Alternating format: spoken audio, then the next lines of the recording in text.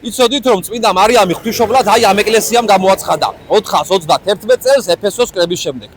დასავლურ სამყაროში ის პირველი მარიამობის კათედრალია და ყველა კათედრალის დედა. ამასთან ერთად ის ყველაზე ძველი და ღვთისმშობლის ეკლესიებს შორის ყველაზე დიდია. მას ხშირად თოვლის ღვთისმშობელსაც უწოდებენ.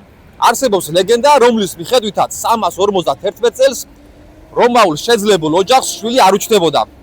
მათ დადეს აღთქმა, თუ შვილი შეეძინებოდათ, თელ თავიანთ ქონებას წმინდა მარიამს მიუძღვრიდნენ. ერთ დღესაც მოხდა უჩვეულო შემთხვევა. ზაფხულის 5 აგვისტოს რომში ერთ-ერთ ბორცვზე თოვლი მოვიდა. იმავე ღამეს ოჯახმა ხილვა ნახა და გადაწყვიტეს ამ ადგილზე წმინდა მარიამ ღვთისმშობლის ეკლესია დაედგათ. მიუხედავად იმისა, რომ ხშირად ეცანდნენ წირვიდან ეს ლეგენდა ამოიღოთ, დღემდე წირვაში ეს ლეგენდა მოიხსენიება და გუმბათიდან თეთრი ვარდის ფურცლები ცვივა. წმინდა მარიამის ბაზილიკა საუკუნეების მანძილზე ატარებდა დასავლეთის პატრიარქის რეზიდენციის სტატუსს. შემდეგ ის რომის პაპის რეზიდენციის ბაზილიკად გადაკეთდა. იცით ბოლო წლებში ამ სტატუსს რომელი ბაზილიკა ატარებს? რომის პაპის რეზიდენციას არა ვატიკანი, არამედ წმინდა ლატერანის ბაზილიკა წარმოადგენს. ის ყველა ეკლესიის დედა ეკლესიად მოიაზრება.